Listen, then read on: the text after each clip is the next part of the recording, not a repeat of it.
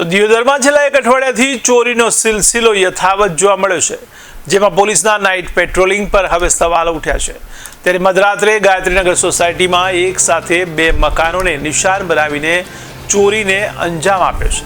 તો ગાયત્રીનગર ખાતે રહેતા પરમાર રજનીભાઈ પરિવાર અગાસી પર સૂતા હતા, તે દરમિયાન ચોર ટોળકી મકાનનો દરવાજો ખોલીને અંદર પ્રવેશ કરી 2 લાખ રૂપિયા રોકડા તેમજ સોનાનો દોરો સેટ અને બુટ્ટી મળીને 6 તોલા જેટલા સોનાના દાગીના સહિત 5 લાખની રકમની ચોરી કરીને આજુબાજુના મકાનમાં રહેતા જયેશ પુરોહિતના મકાનના દરવાજાનું તાળું તોડી ઘરની અંદર પ્રવેશ કરી તિજોરીમાં પડી રહેલા સામાનને વેરવિખેર કરીને તિજોરીમાં પડી રહેલા 3.5 તોલા સોનાના દાગીના ચોર ટોળકીએ ચોરીને અંજામ આપીને ફરાર થઈ હતી।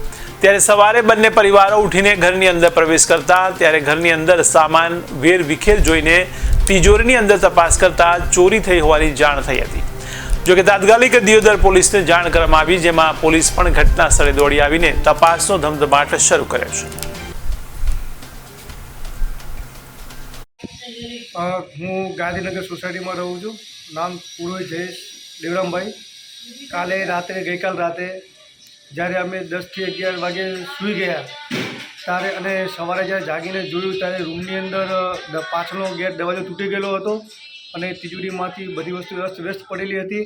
અને જ્યારે ચેક કર્યું ત્યારે અંદર સોનાના દાગીના જેવા કે મંગળસૂત્ર 2 તોલાનું, 1 તોલાની ચેન અને વીંટીઓ 3-4 જેવી વીંટીઓ એ બધું મળ્યું ન હતું। તે બધું મૂળ ચોરી થઈ ગયેલું હતું અને એવું લાગે છે કે કોઈક જાણ પીધું હોય, જે રીતે ચોરી થઈ જે રીતે દેખવામાં આવ્યું તો જાણ પીધું હોય તેવું લાગે છે।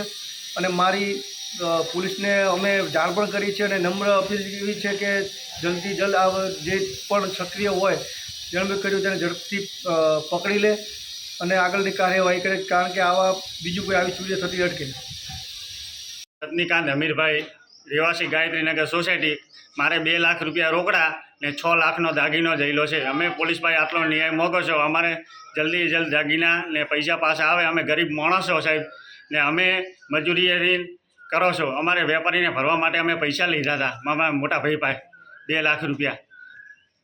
આ જો એક 2 સોનાની ચાના હતી ને 1 દોરો હતો ને 1 બુટ્ટી હતી, ટોટલ 6 લાખના થતા હતા ને સેટ, એમ કરીને 6 લાખના દાગીના ને 2 લાખ રૂપિયા રોકડા જયેલા છે અમે।